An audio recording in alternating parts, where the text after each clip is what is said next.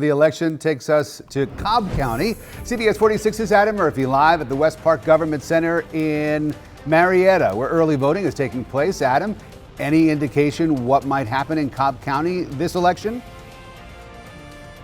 Well, good afternoon, Rick. That's the $64,000 question we'd all like to have an answer to, and we just don't know right now. And here at this precinct on Whitlock Avenue, long lines, about an hour wait to early vote.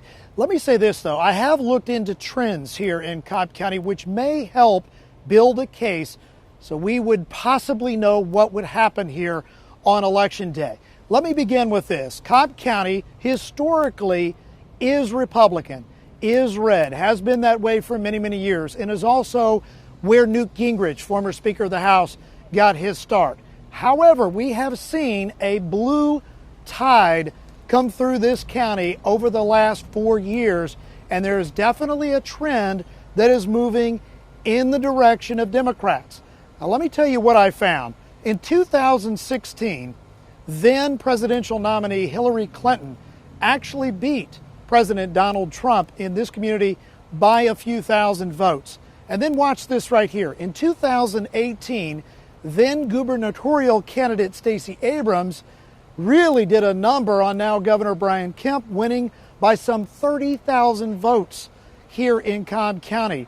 So the lesson here is that it looks like the trend is blue, but the history is red, Rick. I know, Adam, that you spoke with political leaders from both parties today in Cobb. Which one do you think has the ground advantage? You know, now it's all about getting out the vote, getting voters to the polls. Is there an advantage there in Cobb? Well, I think the advantage at this point goes to the Republican Party. I did speak with both parties. I will tell you, they have knocked on over 1 million doors. They're making many, many calls, thousands of calls, but they are actually out in the community. Whereas in this case, the Democratic Party, due to the COVID-19 pandemic, has said they're not doing that. They are, out of respect because of the pandemic and for people's space, they're not knocking on doors. They are working the phones, but they're working the phones from home through apps and so forth. But the Republicans believe they have that advantage when it comes to that. And you laid this out so well, talking about Cobb County from an historic perspective being Republican, but the last couple of cycles voting for Democratic candidates. Do the Democrats believe that they can sort of take that momentum and keep it going? They do, and they say the reason for that, changing demographics in this community.